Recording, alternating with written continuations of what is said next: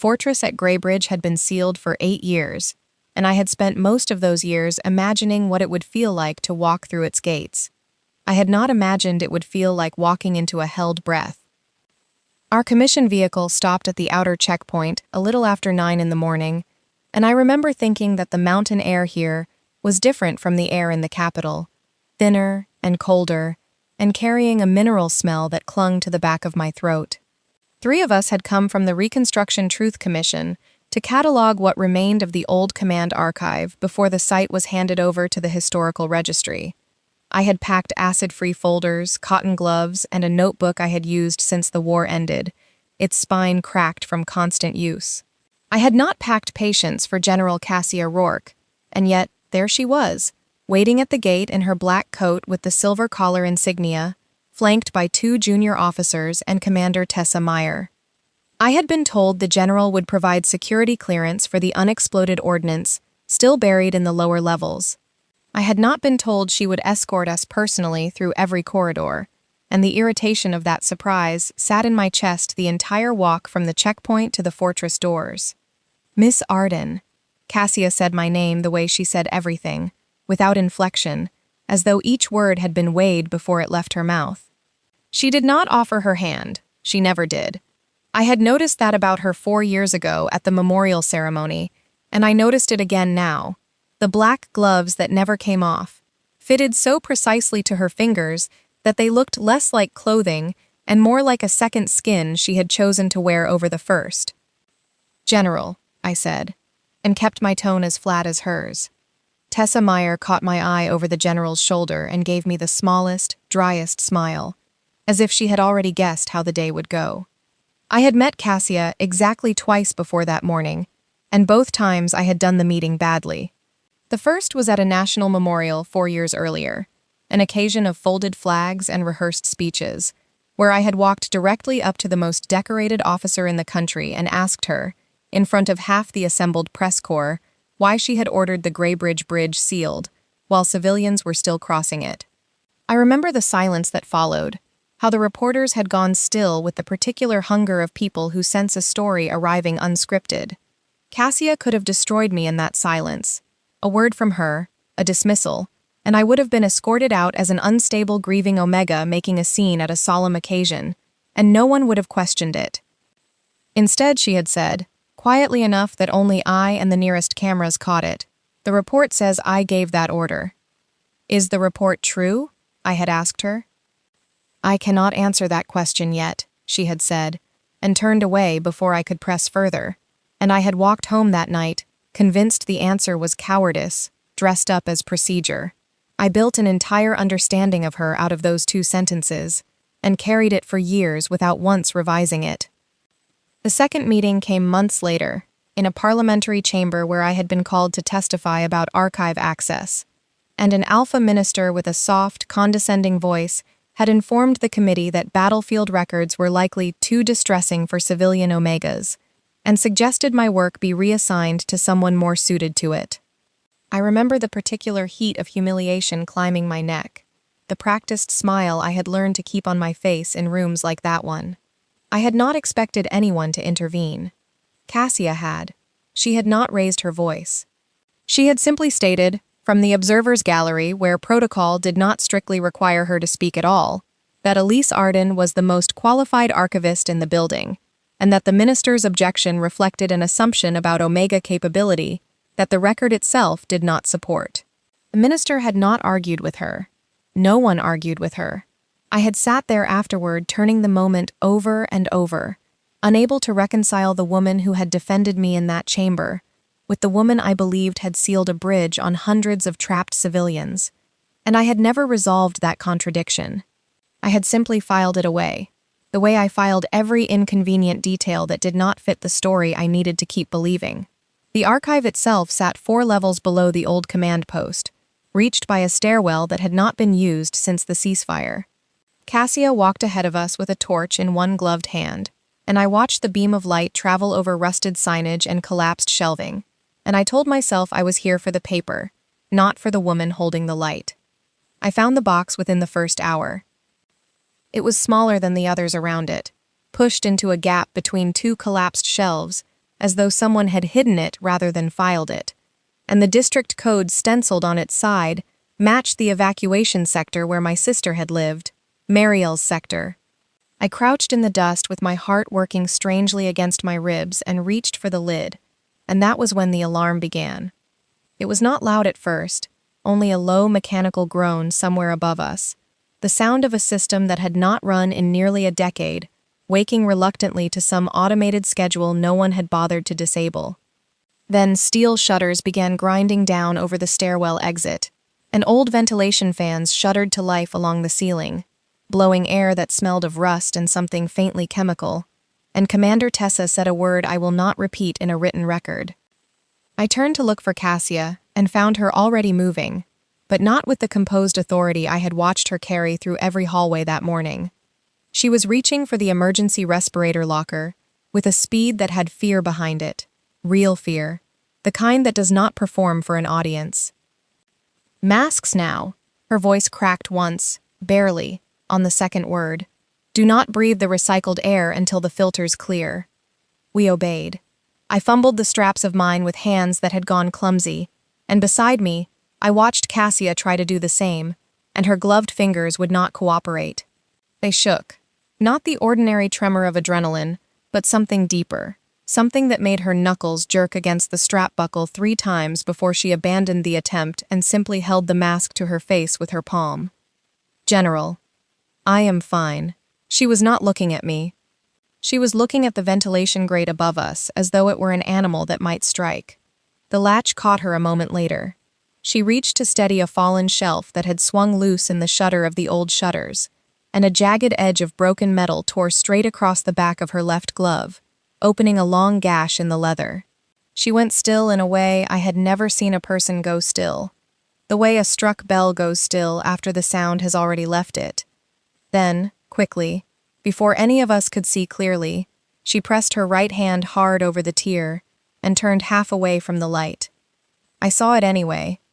A pale seam of scarred skin beneath the torn leather, uneven, raised in ridges like something that had healed without ever being given the chance to heal well. And then her scent broke. I want to describe this carefully, because it is the detail I have turned over the most times since. Cassia's scent, I would later learn, was always tightly bound beneath suppressant lining, cold bergamot peel, and something like flint struck against stone, present but restrained, the way a fire is present in a stove with the door shut. In that stairwell it came loose all at once, filling the narrow space with a heat and a sharpness that made my knees go strange beneath me, made every omega instinct I had spent years disciplining sit up and take notice. It was not aggressive. It was closer to grief. "Get back," she said, to all of us, but her eyes had found mine specifically. "Elise, get back." It was the first time she had used my given name. I got back. We all did. The fans cycled the air clear within another few minutes. The shutters ground back open once the system reset itself, and by the time we filed out into the corridor beyond, Cassia had already vanished down a side passage toward what the old floor plans marked as an auxiliary command room, her ruined glove still on, her right hand clamped over the tier, as if she could hold the whole moment shut by force of will. She had left the box behind. I picked it up on my way out, because it was Mariel's district, and because some part of me needed an excuse to follow the general, instead of simply walking away, and I told myself both of those reasons were unrelated to the fear I had seen in her eyes, which was not the same thing as saying I believed it. The auxiliary command room was small, lit only by the failing yellow bulb over the door, its walls lined with dead consoles and a single steel desk. Cassia was sitting at the desk with her coat half off her shoulders, her left glove finally removed and lying beside a small medical kit, and her bare hand held out flat on the desk in front of her, trembling so hard that a loaded syringe had slid twice from between her fingers before I opened the door. She looked up. For a half second, something in her face was younger than 41, was raw and unguarded in a way I would not see again for a long time. "Don't," she said, before I had said anything. "Don't touch it." I wasn't going to. That came out sharper than I meant it, mostly because I was frightened and did not want her to see that either. Her hand was scarred across the palm and the backs of the fingers in a pattern that looked less like an accident and more like exposure, skin that had healed unevenly over nerve damage the body had never quite forgiven. The fingers curled inward as I watched, involuntary, painful, and she pressed her right palm over the top of it in a gesture that was clearly practiced and clearly useless. "Radio's down in this section," she said, mostly to herself. "Renata isn't reachable. I need 30 seconds of steady grip to get this into the muscle, and I cannot hold a syringe." "What do you need?" I asked, because it was the only question that made sense, even though every other part of the exchange between us for the last 4 years had been built on the opposite instinct, on keeping distance, on not offering this woman anything. Cassia looked at her own hand as though it belonged to someone she had failed. Then she looked at me, and whatever it cost her to ask showed plainly on her face, because I do not think she had asked anyone for help with anything in a very long time. "Would you hold my hand?" She did not say it like an order. She had spent her whole professional life turning requests into orders, and I understood, even then, that this was the one sentence she had not managed to disguise as one. I want to be honest about the hesitation. I had spent 7 years believing this woman's signature had sealed a bridge and killed my sister. I had rehearsed hating her in 100 small ways, had built a version of Cassia Rourke in my mind that was made entirely of that report, cold and calculating and unreachable. And here was her actual hand, open on a steel desk, scarred and shaking, asking for the simplest thing a person can ask another person. I crossed the room and took it. Her hand was colder than I expected, and stiffer. The muscles locked in a way that made her fingers feel almost mechanical against mine at first. The scars were uneven under my palm, some raised, some sunken, and I felt her flinch when my thumb pressed too firmly against one ridge near her wrist. "Sorry," I said, and started to loosen my grip. "Don't!" Her voice had dropped to something almost inaudible. "Not yet." So I stayed. I adjusted my hold instead of releasing it, found the places where pressure seemed to ease the tremor rather than worsen it, and slowly, over the space of perhaps 2 minutes that felt considerably longer, I felt the shaking begin to settle beneath my palm. Her breathing evened, the wild edge went out of her scent, the bergamot and flint folding back down into something contained again, though not entirely gone. She closed her eyes. I understood, without being told, that no one had held this woman's bare hand in a very long time. There was something in the way her whole body had gone quiet around the contact, the way a person goes quiet around a thing they had stopped letting themselves want. With her free hand, moving with far more control now, she managed the syringe. I held steady until she was done, until she had capped the needle and set it aside and flexed her fingers experimentally, testing them the way a person tests ice before trusting it. "Better?" she said. I let go first. I am not proud of how quickly I did it, but I did not know, in that moment, what else to do with the fact that some part of me had not wanted to. Before we return to the story, a quick note for my lovely viewers. While this YouTube series keeps things safe, my Patreon is where the real fun happens. That's where you'll find completely uncensored GL stories, much hotter exclusive videos, and bolder adventures that are just too spicy for YouTube. If you want the full, no-limits experience, and to support more of this kind of storytelling, the Patreon link is in the description below. Cassia was already reaching for the spare glove in her kit, and by the time she had it fastened, her face had rebuilt itself into the version the rest of the world knew, composed, unreadable, the Iron General restored to her armor. She stood, straightened her coat, and thanked me with a formality so complete it felt like a door closing. "That will not be necessary again," she said. "I apologize for the disruption to your schedule." "Your hand was shaking," I said. "You don't have to apologize for that." "I do," she said, and did not explain further, and picked up the district box herself before I could ask why, and carried it out of the room ahead of me as though the last 10 minutes had not happened at all. I did not see her bare hand again for 3 weeks. The mountain weather turned before we could leave the fortress that evening, a wall of low cloud and wet snow that made the descent road impassable until morning, and the commission was given rooms in what remained of the old officers' quarters. a squat concrete building that had been patched with new glass and stubborn heating pipes since the war. I found myself seated across from Cassia at dinner, not because anyone assigned it, but because the alternative was watching her eat alone at the far end of the mess hall, while every soldier in the room gave her a wide, respectful berth. And something in me had refused to let that happen twice in one day. "You don't have to sit here," she said, when I set my tray down across from her. "I know."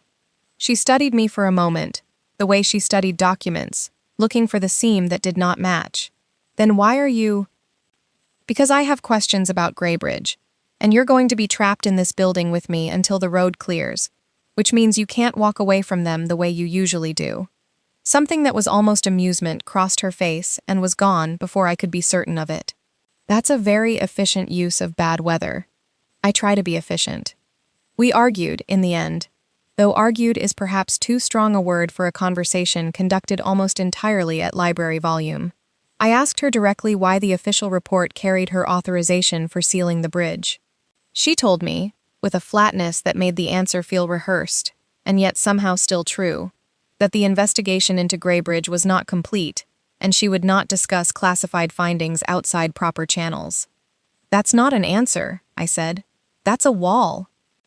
"Procedure is sometimes the only thing standing between evidence and revenge," she said. "I have seen both destroy good work." "Is that what you think this is? That I want revenge?" She considered the question with more care than I expected. "I think you want the truth badly enough that you hate anyone who makes you wait for it," she said finally. "That isn't the same as revenge, but it will feel like it, from the inside, until you have what you're looking for." I disliked how accurate that was. I ate the rest of my meal without answering her, and she let the silence stand without pressing it, which was, I would learn, one of the more unusual things about Cassia Rourke. She did not fill silence simply because it was uncomfortable for her. She was, I discovered over the following hour of stilted small talk, remarkably bad at ordinary conversation. She could apparently direct 10,000 soldiers across a contested border with total confidence. But when I asked whether she liked dessert, she looked at me the way a woman might look at an unfamiliar dialect. "I don't think about it," she said. "That's not an answer either. I eat what is placed in front of me. There has rarely been a version of my life with room to develop preferences about pastry." I laughed before I could stop myself, a short, surprised sound, and Cassia looked briefly startled by it, as though she had not expected to cause that reaction, and was recalculating something in response. That night, through the thin wall between our assigned rooms, I heard her moving long after the rest of the building had gone quiet. The scrape of a chair, low pacing, once a sound that might have been a stifled curse. I lay awake longer than I should have, listening, and told myself it was only curiosity about the investigation. In the morning, I left a mug of something warm outside her door before the mess hall opened, with a folded note tucked beneath it that said, in handwriting I made deliberately plain, "This is not sympathy. It's tea." When I came back for my bag an hour later, the mug sat washed and dried on the same spot, my note refolded and placed beneath it. On the inside, in handwriting far more careful than I expected from someone who signed thousands of orders, she had written a single word. Understood. I did not know, standing there in the cold hallway with that scrap of paper in my hand, that it would be the first of many such exchanges between us, small and wordless and entirely disproportionate to their size. The National War Archive was a different world from Greybridge. Tall stacks and cold fluorescent light instead of collapsed shelving and mountain wind. Veterans and families moving through the reading room with the particular patience of people who had been waiting years for a name to surface. I spent my days there comparing evacuation logs against surviving communications records, cross-referencing typewriter spacing and seal impressions, chasing the small bureaucratic inconsistencies that most investigators overlooked and that had become, over the years, the only kind of evidence I trusted completely. Paper did not flinch. Paper did not change its story when it was frightened. Cassia appeared periodically, because certain restricted files required her authorization, and our interactions in that gray, echoing building became quieter than they had been at Greybridge, careful in a way that felt like both of us handling something breakable. She never mentioned the hand-holding. Commander Tessa Meyer found me alone in the reading room one afternoon during that stretch, and set down 2 cups of the terrible archive coffee with the air of a woman who had decided something and wanted it settled. "You should know I didn't trust you when you first came around," she said, without preamble. "I thought you wanted to take her apart in public. 7 years of grief looking for somewhere to land, and she was the easiest target in the country. That's fairly direct." "I'm a direct person. It's why she keeps me." Tessa wrapped both hands around her cup. "I've watched people use her for 12 years.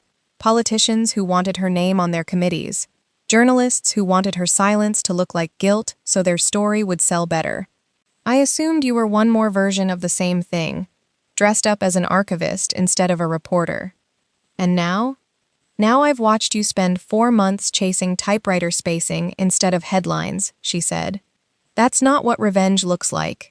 Revenge doesn't care about a punched coordination mark on a field map. Only the truth cares about that." She studied me a moment longer, some private calculation resolving behind her eyes. "She hasn't let anyone this close since before Greybridge. I wanted you to know that I noticed, and that I'm no longer waiting for you to prove me right about the other thing." I did not know what to say to that, so I only nodded, and Tessa nodded back once, briskly, and returned to her coffee as though the conversation had cost her nothing at all, though I suspected it had cost her a great deal more than she would ever admit aloud. It was 3 weeks after Greybridge before I asked Cassia about the hand-holding directly, mostly because the silence had begun to feel less like discretion and more like retreat, and I did not enjoy being the only one who remembered. "Are you embarrassed?" I asked her, over a table stacked with duplicate evacuation manifests, "about what happened in that command room?" "Yes," she said, without hesitation, which surprised me more than a denial would have. "Because of the scars?" "No."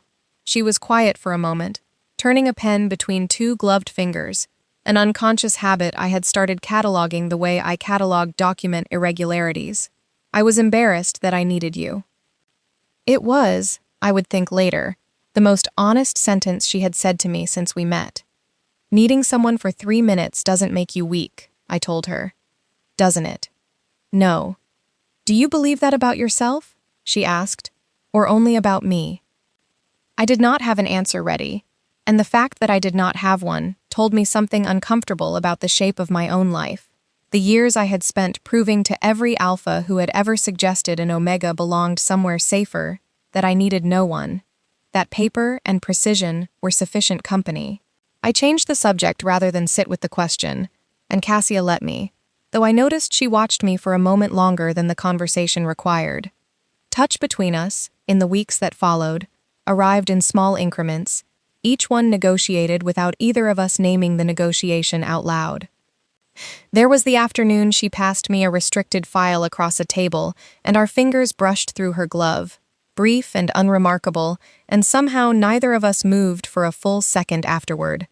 There was the day I sliced my palm on a rusted filing cabinet edge, and Cassia asked, with a formality that did not disguise how carefully she was watching my face, whether she could look at the cut, and kept her own gloves on the entire time, her touch light and clinical and nothing like an alpha asserting anything over an omega. "Why do you always stand exactly that far from omegas?" I asked her once, in the reading room, after I noticed the precise, consistent gap she kept between herself and every omega researcher who passed her desk. "It isn't standard alpha courtesy distance. It's more than that." She did not answer immediately. "Scent control fails through skin contact more easily than it fails through air," she said finally. "If I lose it around someone unprepared for it, that isn't fair to them." "You didn't keep that distance with me, not after Greybridge." "No," she agreed, and offered nothing further, though something in her jaw tightened, as if the admission had cost her more than the words suggested. At a crowded Veterans Memorial ceremony not long after, I watched reporters close in around her with the particular hunger of people who had been denied access for years, and without deciding to, I reached out and closed my hand around her gloved wrist and pulled her sideways through a gap in the crowd toward the side corridor. She let me. She did not flinch at the contact, did not pull away, only glanced down at my hand on her wrist with an expression I could not immediately name. "You didn't ask permission," she said, once we were clear of the cameras. Would you have said no? No, she said. That isn't the point. You touched me without being afraid of me. That's rarer than you think. I began noticing, in that stretch of weeks, the small, unannounced ways she had started attending to me without ever naming it as attention. She remembered, after only 2 mentions, that I took my tea with a single measure of honey and nothing else, and a cup would appear at my elbow in exactly that configuration whenever a meeting ran long. She moved a chair I had never asked her to move, 3 inches to the left, out of a draft I had not consciously registered until its absence. When my archive case's clasp finally gave out after years of use, it reappeared on my desk one morning, quietly repaired. No note, no acknowledgement, as though admitting she had fixed it would have made the gesture into something she was not yet willing to claim. I mentioned none of it to her. I was not certain, yet, that I was allowed to want it noticed. Dr. Renata Soule, the neurologist who had treated Cassia since Greybridge, allowed me into a treatment session some weeks later, at Cassia's own quiet request, and I understood almost immediately that this was more exposing to her than anything else had been.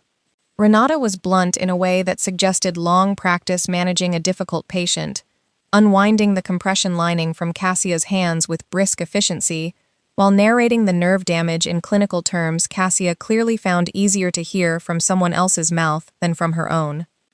She hides pain until her hands stop functioning, Renata told me, not bothering to lower her voice, while Cassia sat rigid in the chair with her bare hands resting palm up on a folded towel. Worst patient I have ever had, and I include soldiers who tried to walk on shattered ankles rather than report to me. I do not enjoy being discussed as though I am not present, Cassia said. You are present. You are simply also wrong, which is a separate problem.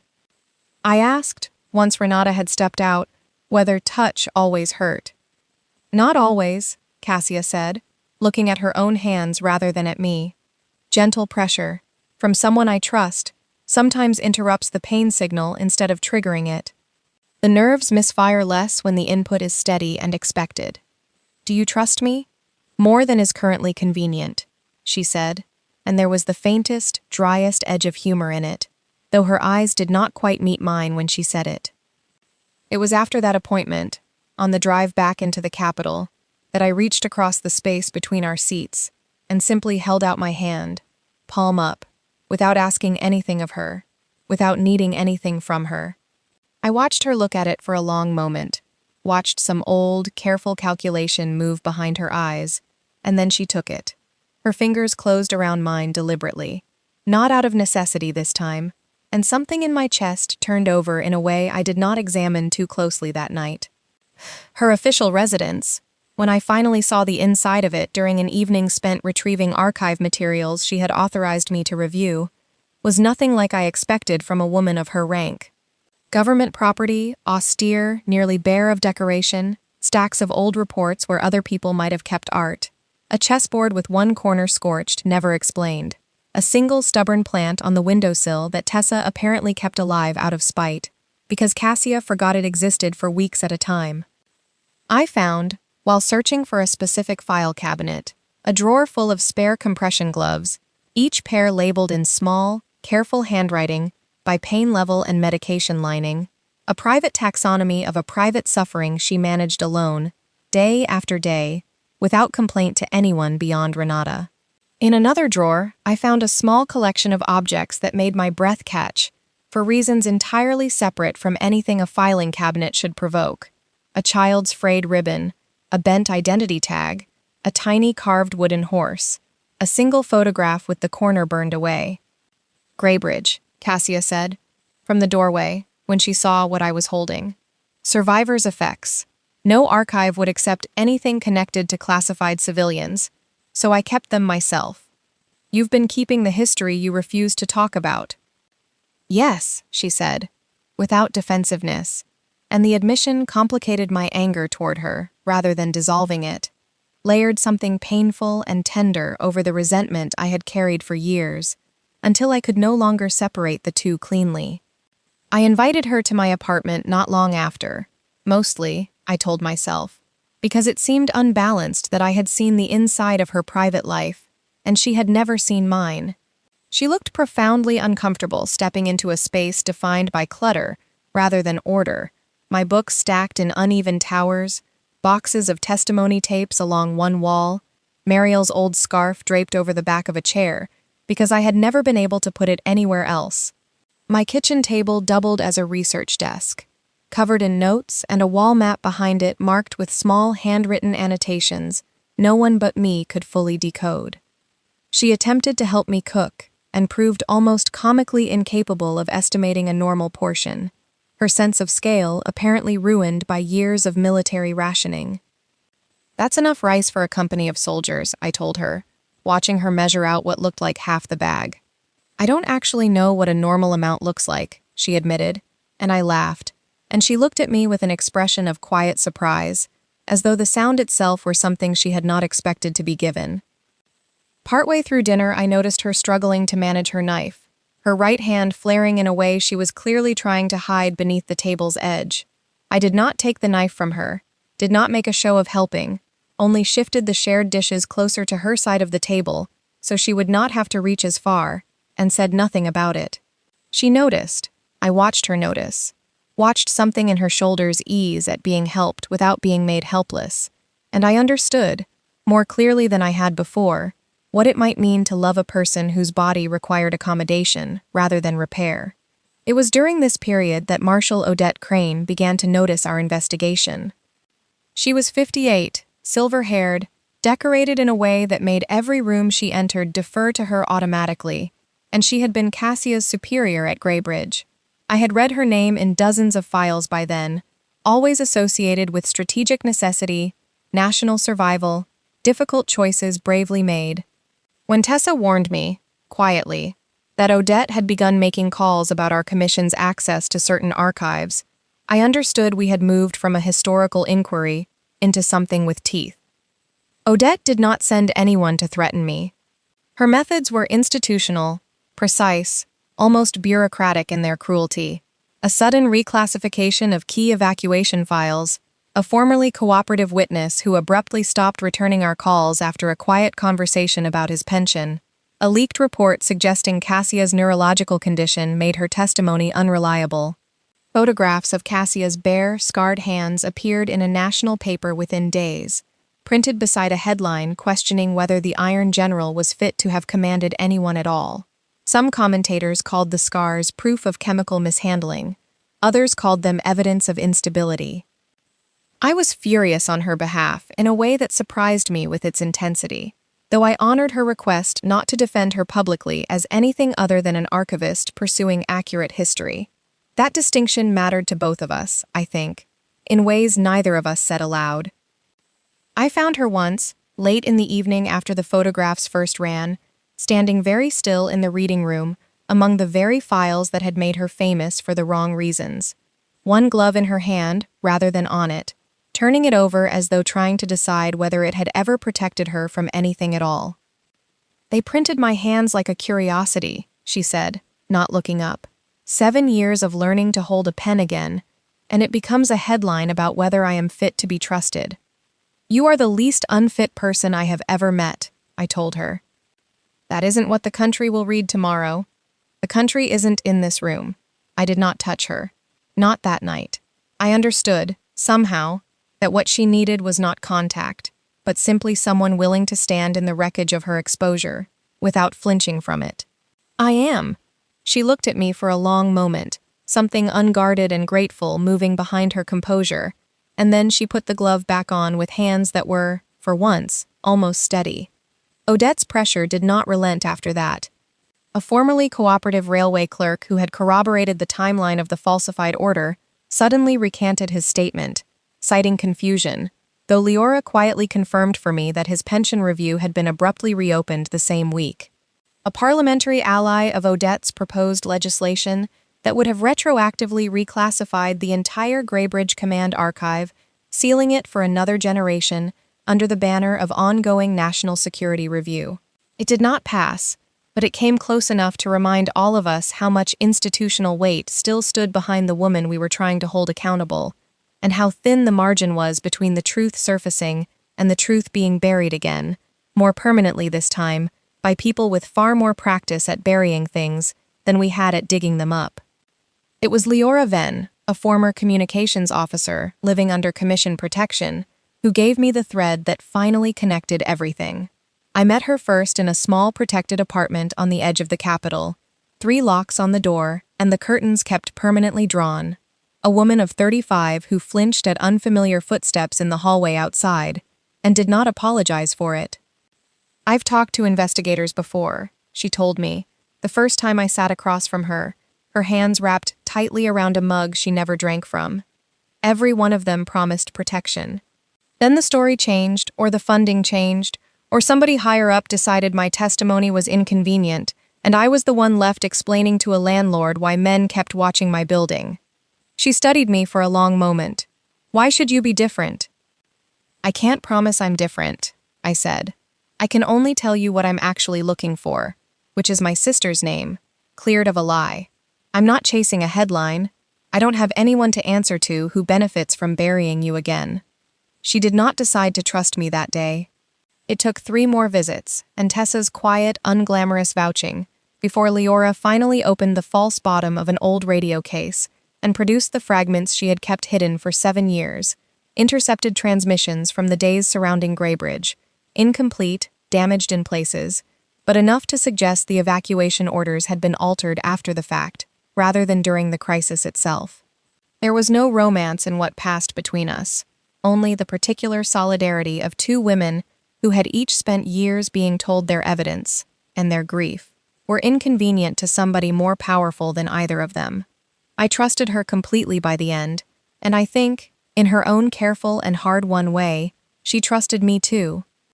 Cross-referencing her fragments against the box I had carried out of the Greybridge fortress, I found the discrepancy I had been circling for months without quite landing on it. The original bridge closure order, the one time-stamped and coded to the actual crisis, carried Marshal Odette Crane's authorization. The version filed in the official record, the one blamed publicly on Cassia for 7 years, had been produced later, on a different typewriter.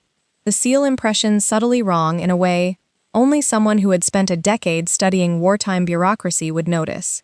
Cassia's signature on it had been mechanically transferred, not signed by her own hand.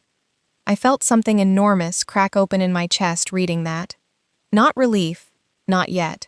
Something closer to grief for the years I had spent hating the wrong version of events. But there was a second document in the same box, and this one I could not explain away so easily. It showed that Cassia had known, within weeks of Greybridge, that the official report did not match what had actually happened. She had known, and she had said nothing, for 7 years.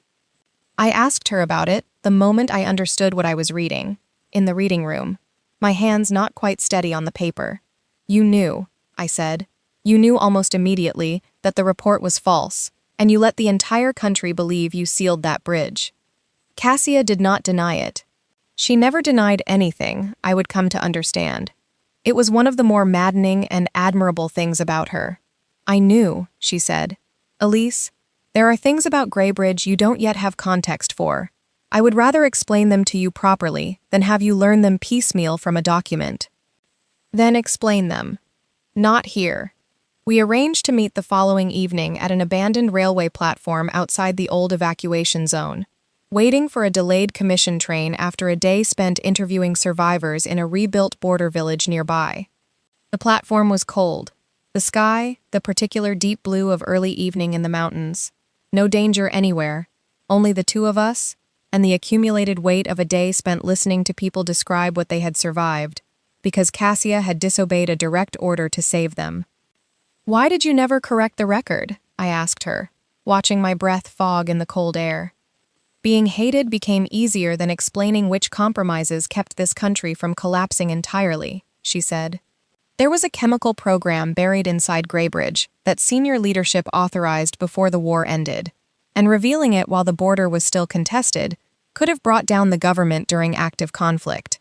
I chose silence because I believed, at the time, that silence saved more lives than honesty would have. That is an infuriating answer. "I know," she said, and did not try to soften it. We stood in silence for a while, the kind of silence that had become almost comfortable between us, before I asked her, with a boldness that surprised even me, to remove one glove. "Why?" she said, and I heard real fear in the single syllable, more fear than the ventilation alarm had produced. "I want to know if you can touch me when neither of us is in pain, and neither of us needs anything urgent from the other."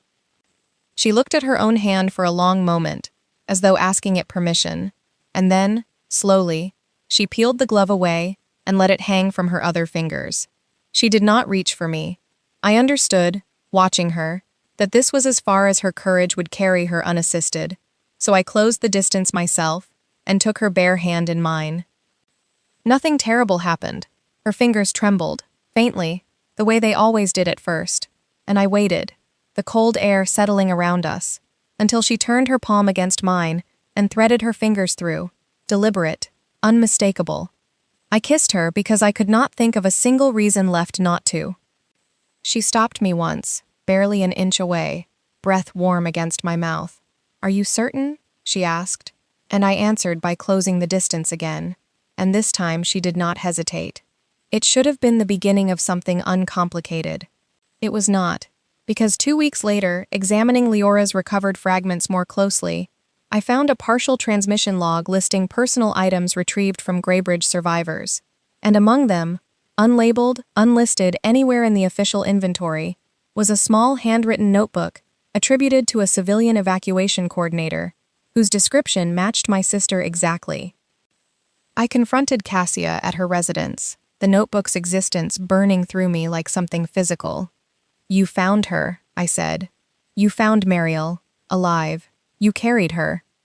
Cassia's face did something I had never seen it do before, a total collapse of composure, as if 7 years of careful control had simply run out of road. "Yes," she said quietly. "Tell me everything, now." She told me. Mariel had stayed behind voluntarily to help move children through the tunnel when the bridge was sealed, had been trapped with dozens of others in the contaminated sector. Cassia had disobeyed direct orders and gone into the tunnels herself, had found Mariel badly injured but conscious, had carried her toward an alternate extraction route while my sister, knowing she was unlikely to survive the exposure, gave Cassia a notebook containing the names of children separated from their families, asking her to make sure none of them were lost. "She also gave me something addressed to you," Cassia said. "A final page. I kept it. For 7 years. Yes?" "Why?" I said, and my voice had gone somewhere I did not recognize, somewhere past anger into something colder and more exhausted. "Why would you keep my sister's last words from me for 7 years? After Greybridge, everyone connected to the site was placed under secrecy orders. Odette told me that contacting families directly could expose the chemical program and endanger the soldiers who had disobeyed orders to rescue civilians. I told myself I was protecting people. Then years passed, and giving it to you felt like it would only reopen a wound I had let close. I convinced myself silence was mercy. It wasn't mercy. It was you deciding, again, what truth I was allowed to survive. I was shaking, and not from cold. You do this constantly. You decide who gets protected. You decide which truths people can bear. You decide which risks belong to other people to carry, and then you call the result duty. And you never once ask the person whose life you're rearranging whether they wanted the decision made for them." She did not defend herself. "You're right," she said. "I have spent so long sacrificing myself that I stopped noticing I was also sacrificing other people's choices in the same motion. I don't have a way to make that smaller than it is. I need distance," I told her. "Complete distance. I can't be near you right now." "You'll have it," she said, and she meant it in a way I had not expected from a woman who commanded armies. She transferred all archive authorization to Tessa within the week, so I would never have to contact her directly. No secret guards appeared outside my apartment. No unexplained gifts arrived. She simply disappeared from my life exactly as thoroughly as I had asked her to, and the completeness of that absence hurt in ways I had not prepared for. The separation lasted the better part of 2 months. I did not enjoy them. I told myself, in the early days, that the anger was clean and simple, that I had every right to it, and that was true. but it did not make the apartment feel any less empty of the small, unannounced kindnesses I had only just begun letting myself notice. I found myself reaching for my phone some evenings before remembering there was no longer anyone on the other end I wanted to call, and I hated how much that absence resembled grief, another loss shaped exactly like the first one, layered on top of it until I could no longer be certain which sorrow I was actually standing inside. I worked. That was the only thing I trusted myself to do well during those weeks, so I did a great deal of it, cross-referencing every fragment Leora had given me against the district records until the pattern of the falsified order stood undeniable even to a skeptical reader. It was, in its own way, a form of loving Cassia that I could still permit myself, finishing the work that would finally clear her name, even while I could not yet stand to be in a room with her. During it, Odette's public campaign against Cassia intensified, the leaked photographs of her hands becoming a kind of spectacle, commentators debating her fitness with a cruelty that made my hands curl into fists whenever I read it, even as I honored my own boundary and said nothing publicly on her behalf. It was the final piece of evidence, uncovered almost entirely through my own work, that brought the investigation to its true climax. I noticed, studying the original Greybridge evacuation map late one night, that it carried the punched coordination marks used by wartime field printers, small perforations along the margin that verified a document's originating machine. The bridge closure order, blamed on Cassia, had none of those marks. It had been printed on equipment that did not exist at the site during the crisis, which meant it had been produced elsewhere, later, and inserted into the record afterward. Combined with Leora's communications fragments, the pattern pointed to a single location, an abandoned relay bunker deep in the mountains, unstable since a landslide years earlier, still holding backup transmission archives no one had thought to search because no one believed anything worth finding could have survived there. Cassia insisted on accompanying me as security liaison when the commission authorized the expedition, though she made clear, without argument, that the investigation remained mine to lead. We did not speak much on the drive up. There was too much unresolved between us for easy conversation, and too much shared purpose to justify silence entirely. Inside the bunker, amid failing supports and groaning concrete, we found the original transmission logs, untouched, undeniable. Odette's voice ordering the bridge sealed, Cassia's voice objecting, then being relieved of command, Cassia's voice again, later, informing no one, disobeying the order anyway, leading a rescue through tunnels everyone else had already written off as lost. Marielle's voice, calm and clear, coordinating civilians toward the tunnel entrance, and beneath all of it, references to an experimental compound senior leadership had authorized before the enemy ever deployed it against us. It was as we were extracting the final recordings that a support beam gave way behind us, dust and rubble crashing down in a deafening rush, and Cassia's wrist caught the edge of a falling support strut, hard enough to tear her right glove clean off and send her sprawling. I was at her side before the dust had fully settled, and her bare hand was already losing control, fingers curling inward, the tremor worse than I had ever seen it. "The replacement glove," she said, breathing hard. "Left pocket, outer pouch." I found it. I held it out to her, and then, instead of simply fitting it over her hand the way I might have months earlier, I asked her plainly what she wanted. She looked at the glove, then at my face. "My hand," she said. I understood. She was choosing contact before armor, choosing me before protection, and I set the glove aside and held her bare hand in both of mine until the tremor eased, the concrete dust settling around us, the recovered evidence secure in the pack beside us. It mirrored the very first time, in that command room years and a lifetime ago, except that the first time she had asked because she had no other choice, and this time she asked because I had become the person she trusted most in the world, even with everything still unresolved between us. We did not resolve the breakup in that bunker. I want to be honest about that. The contact could hold love without erasing what still needed answering, and both of us understood it that way. "Thank you," Cassia said quietly, once her fingers had stilled and the dust had finished settling around us, the recovered evidence secure in the pack between us. "You don't have to thank me for that anymore," I told her. "I don't think you ever did." She did not answer, but she did not let go of my hand either. Not until we had climbed back out into the cold mountain air and the waiting transport, and something in that small refusal told me more about where we actually stood than either of us was yet ready to say aloud. The Truth Commission hearing that followed was the largest the Reconstruction government had ever convened, broadcast publicly, attended by families who had waited years for names to be corrected. I presented the physical record chain myself, the punched coordination marks, the mismatched typewriters, the mechanically transferred signature, laying it out with the same careful precision I brought to every document I had ever handled. Leora presented her communications fragments. Dr. Renata explained the nerve agent exposure in clinical, unsentimental terms. Tessa confirmed the command procedures that had been violated on both sides of the story, first by Odette's order, then by Cassia's refusal to obey it. Renata's testimony ran longer than any of ours, delivered with the same blunt clarity she brought to every conversation I had ever witnessed her have with Cassia, describing in careful clinical detail the nerve pathways destroyed by the experimental compound and the years of documented treatment that followed, until the committee could no longer pretend the scars were rumor or spectacle, rather than the visible cost of a rescue nobody had ordered.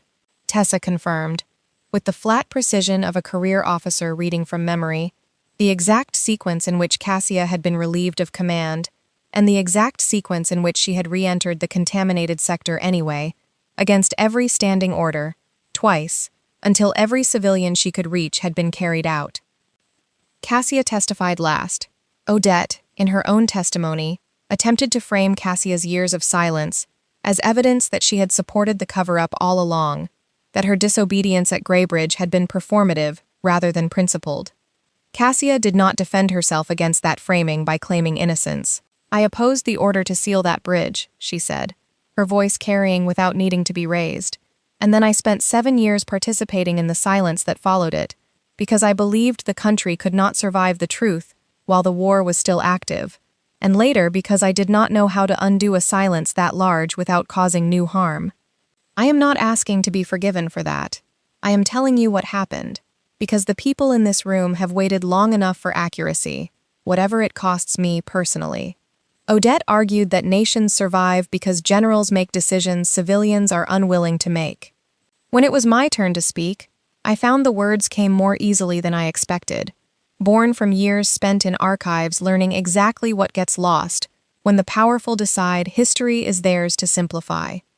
History is not the property of the people who happen to hold enough authority to classify it, I said. The dead deserve accuracy. The living deserve the truth, even when it complicates the story they were told to believe. My sister spent her final hours saving children whose names would have vanished entirely if not for the woman this hearing has spent all day interrogating. That is not a detail. That is the record. The evidence, accumulated and cross-referenced beyond any reasonable dispute, ended Odette's public standing within the week and opened a criminal investigation that would take years to resolve fully. No one applauded when the hearing closed. Some families finally had the truth they had waited for. Some remained angry because the truth did not return what the war had taken. I understood, more completely than I ever had before, that historical accuracy is not the same thing as comfort, and that both were worth pursuing regardless. Cassia resigned her active command in the weeks that followed, before the government could turn the hearing into a debate over what medal to give her, and began instead working quietly on veteran rehabilitation and declassification reform. She did not pursue me. She sent one letter, precisely one, and I read it standing in my kitchen, with Mariel's scarf visible on the chair behind me. It did not beg. It did not claim to have saved me, or use what had happened to either of us as leverage. It apologized, specifically and without qualification, for withholding Mariel's final note and for a lifetime pattern of deciding, unilaterally, what truths other people were strong enough to survive. It said that if I never wanted her in my life again, she would respect that completely. And it said, in the plainest sentence in the entire letter, that holding my hand in that command room had been the first time in years she understood touch could mean trust instead of pain. I took my time before answering. I want that to be recorded honestly too. Healing does not arrive on cue simply because a letter is well written. Several weeks later, I went to the newly opened Greybridge Memorial, on the day the sealed evacuation tunnel was finally unsealed to the public. Families moving quietly through corridors that had been closed for 8 years. Previously classified names displayed at last along a long stone wall. I found Marielle's name near the center of it, Elise Arden, and I placed her scarf at the base of the wall beneath the letters, my hands steadier than I expected them to be. Cassia was there, several respectful steps away, not intruding, exactly as she had promised in her letter she would be if I asked for space, exactly as she had been every day since. I walked back to her when I was ready. "Do your hands hurt today?" I asked her. "Not much." "Then why are you still wearing the gloves?" She considered the question honestly, the way she considered everything. "Habit," she said. "Fear, privacy, perhaps all three, still." "You never have to remove them for anyone," I told her, and I meant it as completely as I had ever meant anything. Not even for me, especially not for me. She looked at me for a long moment, something shifting behind her eyes. "Not even for you," she repeated, quietly, as though testing whether the permission was real. "Especially not for you," I said again. "I don't need proof that you've stopped being afraid. I only need you." She removed one glove, not both. She held her bare hand out to me, not because pain demanded it this time, but because she wanted to know whether I wanted it, and I took it without hesitation. "I'm still angry about some things," I told her, our fingers laced together in the cold air above the memorial wall. "I know. Loving you doesn't erase what you did. I know that too." "I love you anyway," I said, and watched the words land on her the way sunlight lands on something that has spent a long time in the dark. Not dramatically, not with any collapse of her careful composure, only a small, unmistakable easing around her eyes, a few honest sentences from a woman who had never learned how to give more than that, and did not need to. "I love you," she said back, plainly, the way she said everything true, and when I kissed her that time, there was nothing left between us that needed explaining. It has been nearly a year since that afternoon at the memorial. Cassia is no longer the feared, active general people still occasionally slip and call her out of habit. She spends her days advising veteran rehabilitation programs and pushing declassification reform through committees that resent her for it, slightly less each month. I am the senior archivist of the permanent Greybridge Historical Project now. My own career, my own income, my own name on the door of an office 2 floors above the reading room where I once cataloged the evidence that changed both our lives. We live together most nights, though neither of us has folded entirely into the other's life the way people sometimes imagine love requires. She still wears her gloves in public on difficult days, and I have stopped taking that personally because her nerve damage did not disappear the moment we fell in love, and I never expected it to. Some days she can bear my hand in hers for hours. Some days she cannot, and we sit together instead, without touching, and that, too, is a form of trust I did not understand until I lived inside it. There are ordinary things now that I did not expect to have with her. She folds her gloves with absurd precision on the nightstand every night, a small military ritual she has never abandoned. I steal her side of the blanket more often than I admit. She complains, without much conviction, about the chaos of my books colonizing every surface of our apartment, and I have labeled one kitchen drawer, in permanent marker, General's extremely classified tea, and she has never once made me take the label down. Tessa visited last month and stood in our kitchen for a full minute in visible disbelief before informing Cassia, with great solemnity, that she had never expected to see her former commander own a spice rack. Cassia has learned to laugh more easily than she used to, quiet and startled at first, more natural now, and I catch her sometimes watching my hands instead of my face while I talk, an old habit turned tender rather than wary. On good days, when the pain allows it, she touches my cheek with a bare hand and does not flinch at herself for wanting to.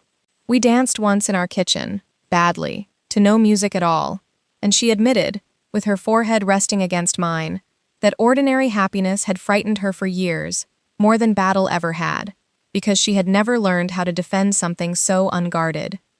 There is a particular Tuesday I keep returning to, small and unremarkable in every way, that has become the clearest measure I have of how far we have traveled. I came home from the archive to find her at our kitchen table, both gloves off, working through a stack of veteran case files with a cup of my terrible chosen tea going cold at her elbow. And she did not look up right away, absorbed the way she used to be absorbed only in battlefield maps. When she finally noticed me in the doorway, she simply held out one bare hand without breaking her concentration on the file in front of her, an invitation rather than a request, and I crossed the room and laced my fingers through hers and read over her shoulder for a while, and neither of us said anything, because there was nothing that needed saying. It was, I think, the most ordinary moment of my entire life, and also one of the most extraordinary, though I suspect she would tell me those are the same thing, if I asked her to put it into words, which she still does not always manage gracefully, and which I have stopped needing her to. At the anniversary opening of the completed Greybridge archive, Cassia was asked whether she would donate a pair of her wartime gloves to the permanent collection. She agreed without hesitating, and I watched them placed behind protective glass beside the corrected evacuation record, black leather worn soft at the seams, a small brass plate beneath them explaining, in careful archival language, what they had once represented and what they no longer needed to. Visitors will see them, from now on, as artifacts of a difficult history. I see them as years of pain, secrecy, shame, and the careful distance a frightened woman once believed she owed the entire world. After the ceremony, Cassia reached for my hand. She was not wearing gloves. I do not know whether she has permanently stopped needing them, and I have learned not to need that certainty from her. Somewhere in her coat pocket, folded neatly, I suspect they were waiting, and that was fine. The gloves were never really the point. The point was that she had finally learned she could choose when to wear them, whom to trust with her bare hands, and when it was safe to ask for help. I learned something alongside her, in those same years. Holding someone's hand had never meant surrendering myself, no matter how many years I had spent believing needing another person was the same thing as losing part of who I was. The first time I held Cassia Rourke's bare hand, I believed I was simply helping the most feared alpha in the country survive a moment of weakness. It took me much longer to understand that we had both been learning the same lesson at the same time, in that small underground room with the light failing overhead. That trust was never about being fearless. It was about letting someone else touch the places fear had taught you to hide, and discovering, against every instinct built by years of war and grief and armor, that the touch did not have to hurt.